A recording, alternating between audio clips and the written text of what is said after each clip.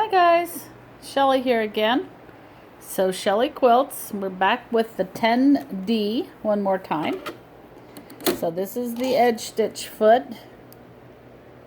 The D means it's got the dual feet opening. It has the whole opening in the bottom so that you could do a 9mm wide decorative stitch or position your needle anywhere right to left. And it's got this guide that your fabric runs along, or some people, you could do quilting in the ditch with this and have that guide run down through the ditch. When you use this, you use the 9mm stitch plate also, so that you have that big wide opening for changing your needle position. So I'm going to put this on, and I'm going to make sure that my bobbin thread is pulled up, and I like this technique to have control of all my thread. You know, just because you don't always have to doesn't mean that sometimes it's not a good idea. It's still sewing, and it's nice to get control of your threads, both of them. So we're going to do a rolled or a narrow hem with this foot. So let me pull this out just a little bit here. So here is a piece of fabric, wrong side up, and I've decided that right here is where the hem needs to be. So I've marked that by ironing it to the back. I looked and looked for a piece of chiffon or something really wiggly to do this with and could not find it. The technique is the same. And if this were wiggly, you really are happy about turning this. And the whole idea of this is we're going to stabilize this edge before we cut it off. Because when you cut an edge off, especially if it were a wiggly chiffon or something that just is squirrely all the time, it's really hard to get control of it. And so this way, when you do this technique with this foot, you're going to have control of the fabric before anything is ever cut. This is excellent for the bottom of a finished garment, and we would be sewing in the round, let's say. And I think this camera needs moved over. Just 1 second. Hold on. Well, let me pause. Okay, probably didn't make a lick of difference, but so let's assume that this was a finished dress with a chiffon bottom or something, and you really wanted to get control. Well, you would have put it on and marked the hem length and rolled up the excess to the back side on the marked line and pressed it up before you cut anything. Let me get my dual feet on. And in that instance, if it were a round finished garment, I would start anywhere because I would end up circling back around to where I started. So this doesn't happen to be a round garment. This is just a flat piece of fabric. And I want to show you a trick. I like to take water soluble, clear water soluble, usually one lighter than this. This is kind of heavy weight Badge Master, but it will work fine. And I like to sew onto that a stitch or two. And what that did was now I've got something covering that 9mm opening. So when I put the very edge or the very corner of this under, it's not going to get sucked into that 9mm plate. So now I can happily put this right up to the needle. Now I'm going to move my needle for this technique with the number 10, 3 clicks to the left. 1, 2, 3. You'll see it jumped over. And now all I'm going to do is sew, and I'm going to use my hands as if this were not a stable cotton. So I've got a finger on the fabric right here and one in the front, and I'm going to stitch, stitch, stitch on that plastic. And as soon as I can, I'm going to switch, and I'm going to have a finger behind and a finger in front. I'm going to use this V shape all the time. And that is just helping it stay against that edge of the foot. It's not going to allow it to kick out at the back. I'm letting the feed dogs drive the fabric. Now I need to stop and check my tension. It's a little bit tight. See that?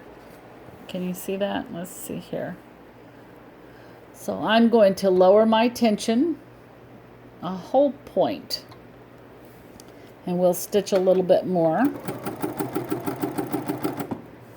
You know, the best way to do anything is to make a sample. So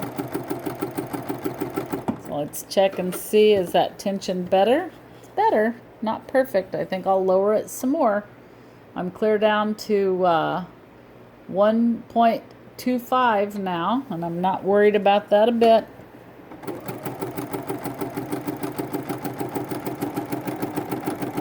When you buy these machines, oh, much better. Look how pretty that's becoming. See, so that got rid of all the tension issues. When you buy these machines on a Bernina, the tension is meant to be fiddled with, and you can put it from 0 to 10, whatever makes your stitch pretty. So since it was puckering, I knew that it was too tight.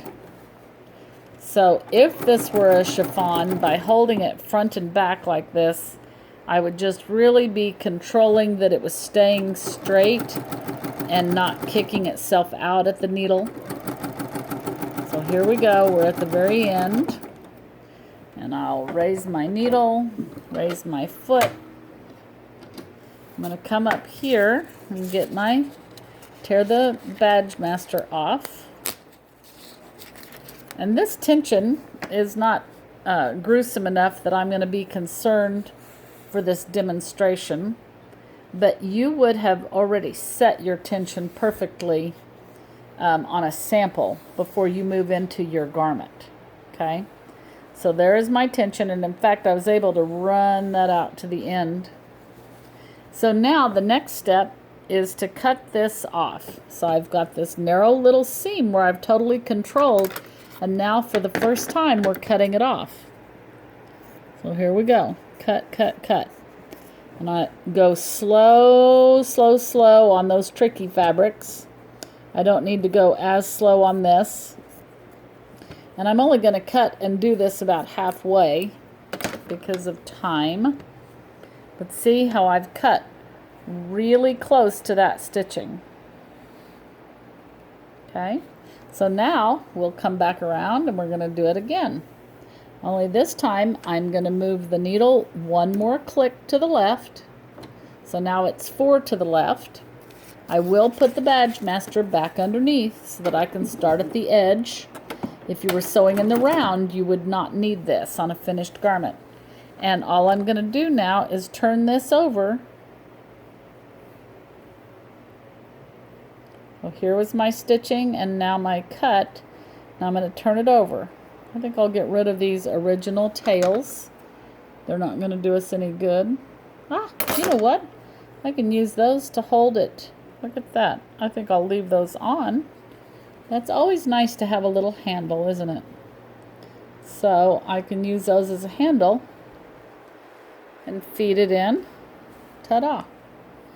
So I just was using those tails to help, and now I've moved the needle one more so that it's going to sew to the left of that original. I have my finger right here to the left of that foot. See this finger right there? So I'm holding that fabric as it goes by that foot, making sure everything feels like it's sewing well. And as soon as I can, I'm going to switch and use this V position, one finger behind, one in front. Okay, so until then I had it right beside, and then I'm going to switch, and now I'm just folding it over. The needle is 1 to the left, and here we go. Stitch, stitch, stitch, stitch down to where I cut it, and cut the fabric, and you will see a great little rolled hem. And it works on wiggly fabrics, or it works beautifully on non-wiggly fabrics. And pull off the badge master or the water soluble. And here we go. Now on the back side, you're going to see 2 rows of stitching. And on the front side, ta-da, you just see 1. Isn't that pretty? So it's a nice finished edge done with the number 10 foot. 2 rows of stitching on the bottom, 1 row on the top. And it works with wiggly chiffon and things like that. Now be careful with your tension. Remember that. Check your tension. Set yourself up for success with a sample. Check your thread. I've got a nice thin thread for this cotton. I could have probably used any thread I wanted. Had this been a chiffon, you would have wanted this nice thin thread. Sharp needle, and that's that. That's how you would do a edge, a nice rolled hem where you've controlled where the edge is before you cut it. So on a shirt, let's say you were making a shirt, you would have pressed up the hem allowance, sewn, cut, rolled it over, and sewn again, and so your hem would be exactly where that. And this will go around a slight curve too. So, this is Shelly with Sew Shelly Quilts, and that's how you do a rolled or a narrow hem with the number 10 foot, an edge stitch foot. Bye!